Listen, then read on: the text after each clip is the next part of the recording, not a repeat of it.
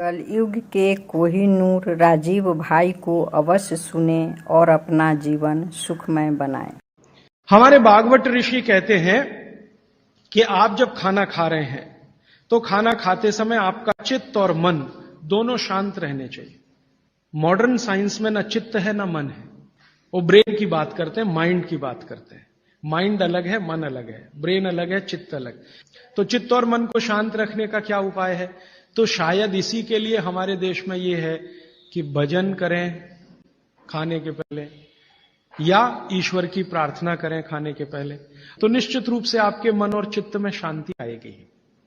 और एक सूत्र बहुत महत्व का कि जब भी आप विश्रांति लें, सुबह या शाम, माने रात को सोएं या दिन में सोएं, तो हमेशा दिशाओं का ध्यान रख के सोएं। तो वो कहें हमेशा आपको विश्रांति लेते समय सिर सूर्य की दिशा में रहे। सूर्य की दिशा माने पूर्व की दिशा, और पांव पश्चिम में रहे। और कोई मजबूरी हो तो दूसरी दिशा है दक्षिण।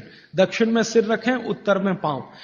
उत्तर में सिर करके कभी भी ना सोएं कि उत्तर की दिशा मृत्यु की दिशा है सोने के लिए। उत्तर की दिशा दूसरे कई कामों में बहुत अच्छी है, पढ़ना है, लिखना है, अभ्यास करना है, तो उत्तर में मुंह रख के करें। और हमारे देश में आर्य समाज के एक संस्थापक रहे स्वामी दयानंद सरस्वती, उन्होंने भारत में जो संस्कार होते हैं ना, जन्म का संस्कार है, गर्भाधान संस्कार है, मृत्यु भी एक संस्कार है, तो उन्होंने पुस्तक लिखी है संस्कार विधि। उसमें पहला ही सूत्र है मृत्यु के लिए कि सबसे पहले मृत व्यक्ति का सिर उत्तर में करो। क्यों? कारण उसका बिल्कुल साफ है। आधुनिक विज्ञान ये कहता है कि आपका जो शरीर है और आपकी जो पृथ्वी है, इन दोनों के बीच में कोई बल काम करता है।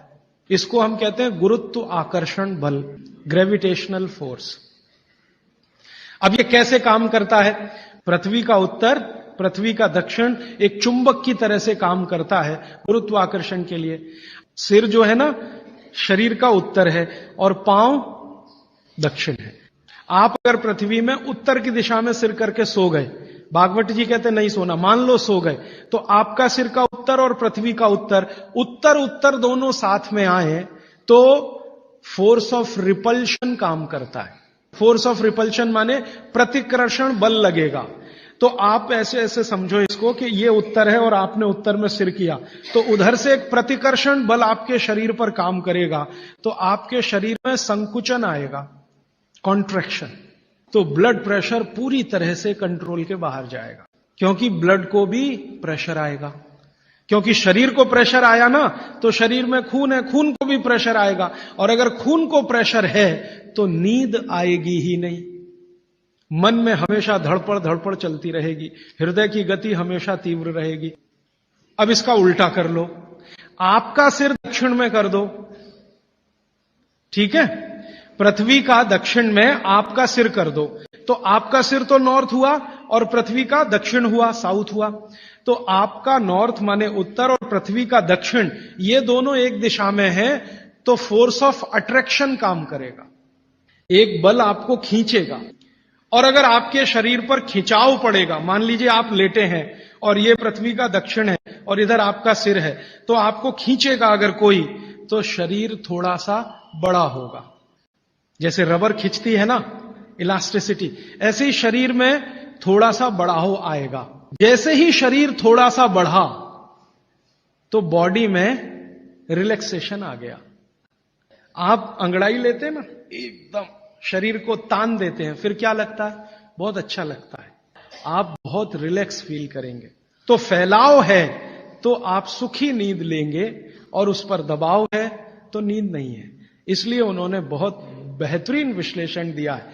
यह विश्लेषण मैं मानता हूं जिंदगी के सारे मानसिक रोगों को खत्म करने का अकेला है सूत्र।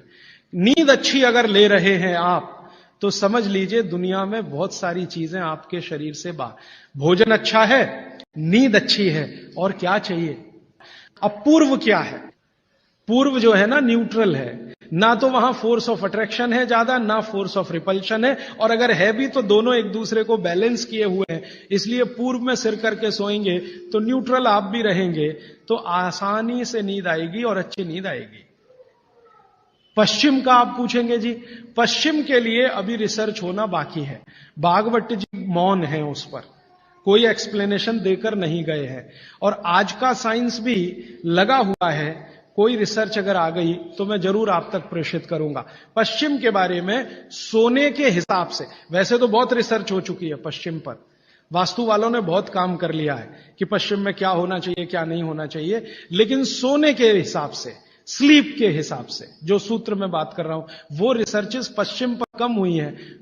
अब इसके आगे का सूत्र और भी मजेदार है, बहुत इंटरेस्टिंग है।